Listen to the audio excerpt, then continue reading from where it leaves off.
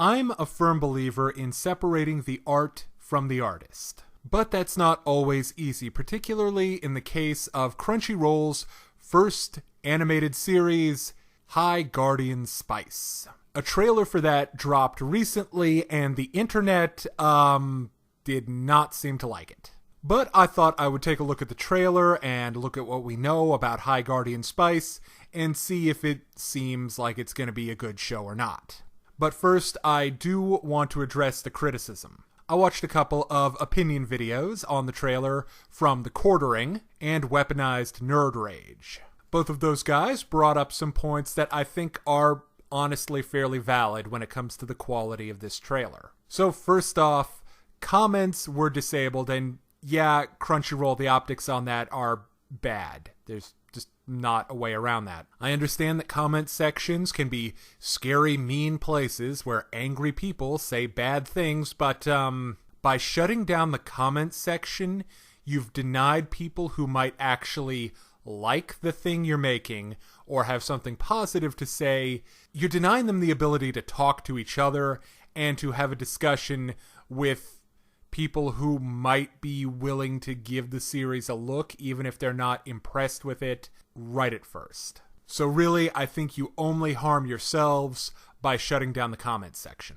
Second off, they don't actually say anything about the show in the trailer, and yeah, that's also true. I understand it's a minute and 40 seconds, but I watched the whole trailer, and I have a lot of questions, like, what's a guardian? And how is a high guardian different from a low guardian and a mid guardian and a mid to low guardian and a high low guard? Like, what is the significance of this?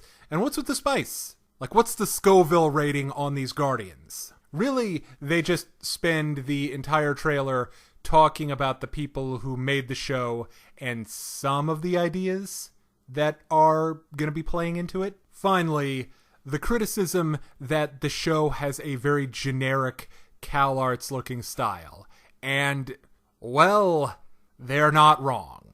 High Guardian Spice looks a lot like Steven Universe and Adventure Time and a lot of other really modern shows that are out right now. There's some anime in there, but it is pretty CalArts looking.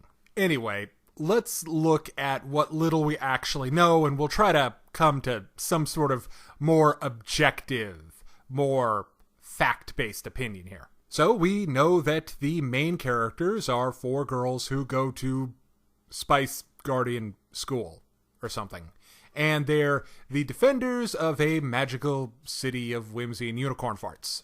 Based on the character art, it seems like this has kind of a D&D type feel where there are humans and these elf-like beings and like satyr type things, and they're all kind of mixed together in this big cosmopolitan Ravnica-esque place. Alright, next up, art style. The character designs are not really doing it for me personally. I don't really like how simplified everything is, and yes, this is kind of a broad criticism of the style. Unlike anime from 10-15 years ago, which was very stylized, I would describe this as simplistic. One of the things you get from really simplistic character designs like these are an ability to put a lot of time and detail into things like the environments. And based on the environment concept art or animatic stuff we see in the trailer,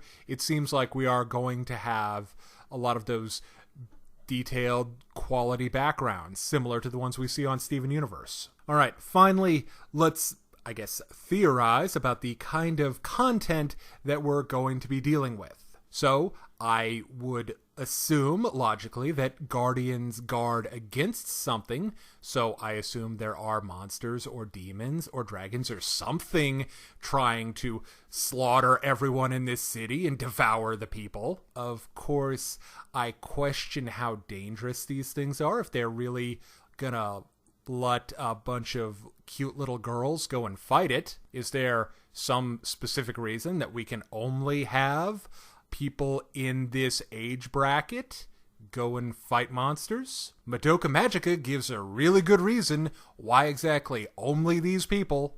So, why don't we have like an army or a bunch of knights or dudes with missile launchers or something? You know, that might be worth explaining in the trailer. But that's sort of a roundabout way of me saying I'm expecting this to have whimsical action against some fairly goofy-looking monsters. Like Sailor Moon Deathbuster arc goofy. And just based on the way that I'm going to assume the pink one is the main character, is just kind of waving this sword around like it's not meant to impale things, I'm going to assume that the tone on this is going to be light. The Diet Coke of fantasy tones. Just 1 calorie. Not that dark. Alright, now for the big question. The one I'm sure you're on the edge of your seat waiting for the answer to. Am I going to watch High Guardian Spice? The answer is, I don't know. I have seen a 1-minute, 40-second trailer. I learned about the people making it, and that's about it. I need to see a real trailer, where I see some finished animation and some examples of what the plot's going to be about, and then I'll make my decision. Hopefully by then, we'll have something to look at and something to form opinions on. Anyway, thank you for watching my thoughts on Crunchyroll's High Guardian Spice. If you're interested in more reviews of anime, movies, TV shows, comic books, or video games, check out my channel right here on YouTube, and find my Deviantart and Facebook pages for video updates and more. Hey kids, today's show is brought to you by the letter 4 and the number potato! I'm a stupid private.